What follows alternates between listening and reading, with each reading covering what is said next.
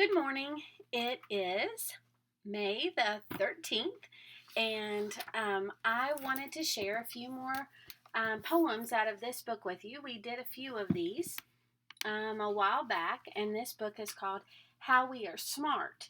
And it was talking about the different ways that someone shows that they are smart. And I think instead of the word smart, I would use the word capable because we are capable in lots of different ways. It can be artistically, it can be musically, it can be scientifically, it can be mathematically. There are all kinds of ways that we can be gifted, and it doesn't have to look the same way. Not everyone writes well, not everyone draws well. So, what is your way in which you are smart? So, here's a few examples. We talked about a few already, and this one is a lady that we talked about recently with Eleanor Roosevelt. Her name is Marian Anderson, and she was the one I sent you a link of her singing at the Lincoln Memorial. And this is a quote by her. It says, "When the day came for our class to go to singing class, I was the happiest child in the school. I knew every song. I just put back my head and sang as loudly as I could." And then here's her biographical information. She was born in 1897 and died in 1993. Wow, she was almost 100. Grew up in a close-knit African American family in Philadelphia, where she began singing with a church choir and later with the Philadelphia Choral Society.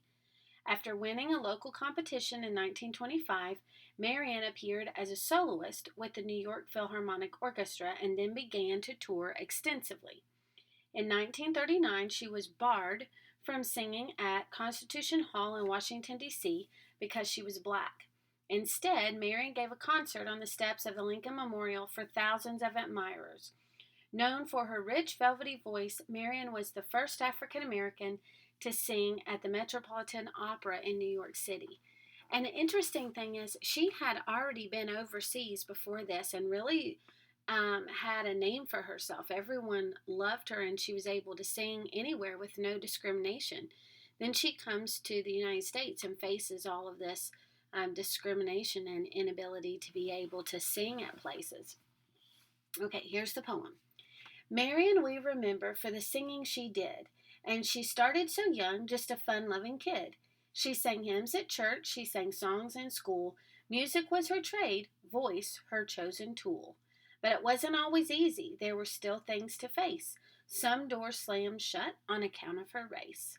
But Marian persisted until the world was her stage. From New York to Paris, Marian was the rage. Yes, Marian was smart, gracious yet compelling, her voice like a waterfall, powerfully overwhelming. Are you smart like Marian? Okay, some of you are, and I would say that her smart is not just in her musical ability, her smart is in her willingness to face discrimination and not to give up. Some of us have that persistence that will allow us to accomplish things even when there may be obstacles in your way, and that is a kind of smart and ability too, one that will get you the farthest. Now, this lady is Patsy Takemoto Pink. Now, I want to ask you a question because nothing in here mentions World War II. But when I looked at this, okay, she was born in 1927 and was born in 2002. Now, let me read you her biographical information, and I'm going to see if some questions come to your mind. A third-generation Japanese American, was born into a Maui, Hawaii sugar plantation community. As a child, she wanted to become a doctor, but few medical schools admitted women. A friend suggested she study to be a lawyer instead. After a few years practicing law, Patsy ran for public office and was elected to the House of Representatives, becoming the first woman of color in the U.S. Congress. She fought for the rights of minorities, the poor, women, and children, and was reelected 12 times. Patsy is best known for her support of legislation that requires equal promotion of women's sports at college. Okay, so this is Patsy Takemoto Pink. So based on that, do you have any questions that come to mind based on what we have just learned about? I read this and I thought, wait a minute. Okay. She was a child in Hawaii. Her dad was Japanese, and this was during World War II. So I thought, was she sent to a relocation camp? What happened? I know that I learned today that during World War II, Hawaii was under what's called martial law, meaning that the government was basically in charge. The army was in charge. There was a curfew of when you could leave your house, and you had to have proof that it was okay to be out. So I know she lived through that. So I got online and I was looking, and not the first thing came up. I had to search kind of specifically, and I looked up childhood, and finally I found some information. And it said that her dad did struggle with prejudice during World War I. During World War II, and she struggled in her school. They were never, as far as I can tell, they were never sent to a relocation camp. And maybe the ones in Hawaii were not because they were already under martial law. But they did struggle to be seen as equal, and he faced a lot of basically persecution because of that, and suspicion. He was taken away and questioned. She remembers him coming back and burning all of his Japanese mementos that he had from Japan because he didn't want them to be seen as sympathetic to the Japanese, and that he would get in trouble for having those things. So I thought that was interesting about this person, that she lived through that, and yet she went on to serve the government, and I think that's really cool. And she stood up for people that were mistreated and that were looked at as different because either their race or their gender. She wanted to get into medical school but was turned down by every place she tried because she was probably mixed, because she was Japanese and because she was a woman.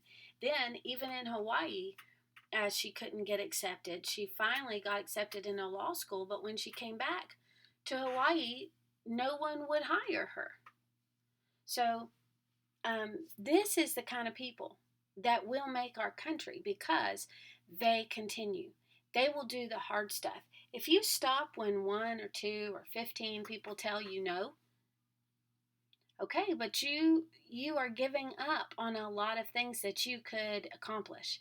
And the people that we read about are the ones that don't let people tell them no. They continue and they keep going.